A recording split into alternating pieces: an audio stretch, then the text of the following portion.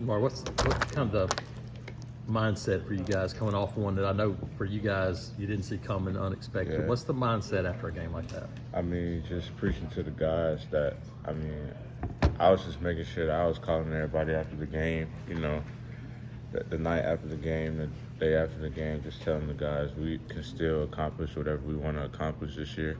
The game didn't go as we wanted to, and that was bad execution on, the offensive side of the ball. The defense got together for us the second half. We had so many chances to win the game, but, we didn't. But now it's a new week. Every week should be a faceless opponent, and it's Auburn versus the world. We're playing against ourselves, and that's how it should be every week. And we want to approach this week just with just great intensity that we had all fall camp. This whole year, this whole summer. I'm just letting the guys know we can't lose that, and the goals that we came here to do. Does it make it easier or harder to watch it when it's mistake after mistake? It definitely, because you got the potential to do it. Mm-hmm. It definitely makes it harder because, just looking back at the tape, with the talent that we have, and the things that we do each and every practice, we had a great week of practice last week, but it just didn't translate to the game, and it makes it harder to watch because we know what we have and we know the team that we can be.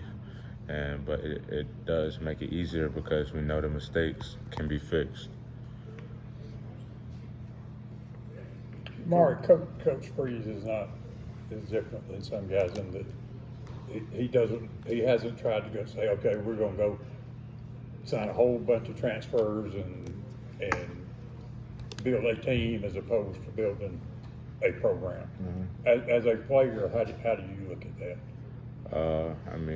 I'm with whatever Coach Freeze, I'm with whatever he's with. I know he's big on recruiting, and he's done a great job with, a lot of guys that we have on the team now who are going to be essential for us. And I think we have the roster this year, we have the talent this year, to do whatever we want. And we just got to make sure on Saturdays that we're executing the game plan and what's in front of us.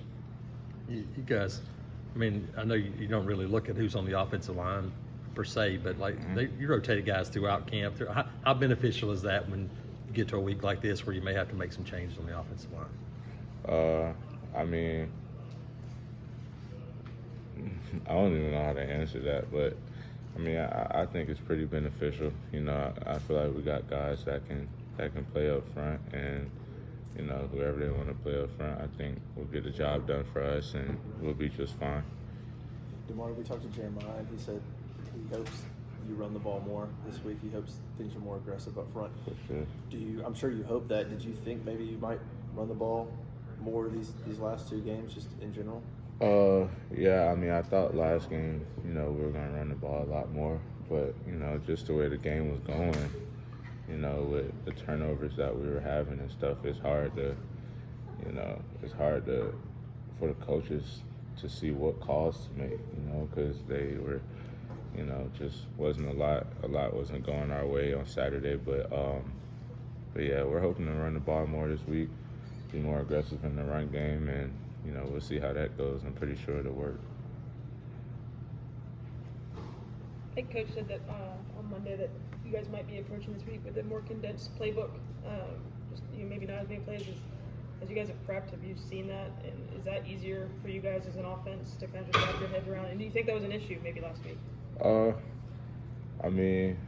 I feel like with us, having a condensed playbook, simplifying the playbook, I feel like it would be good for us because it allows us to play faster and less thinking. I feel like when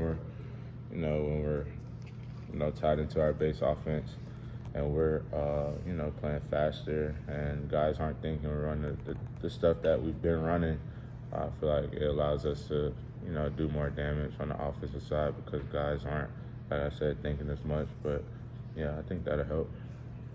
How have you guys on the culture council and really just the whole team kind of picked up Peyton after that game? Like yesterday, I was waiting to talk to Peyton, but yesterday I shot him a text just let him know that we got his back, and I know it's a lot of hate going towards him, you know, on social media and things like that. And I just told him to keep his head up because, like, that's one of my closest friends.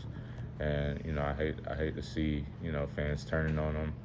And, like, the week before, you know, everyone was loving him. This week, you know, everyone is, you know, hating on him a little bit. And I just want him to keep his head out of that space, just knowing that we got a long season ahead of us. And, you know, you can turn things around in a heartbeat. So, you know, I just want him to know that this team has his back. And, you know, I'm pretty sure he knows that.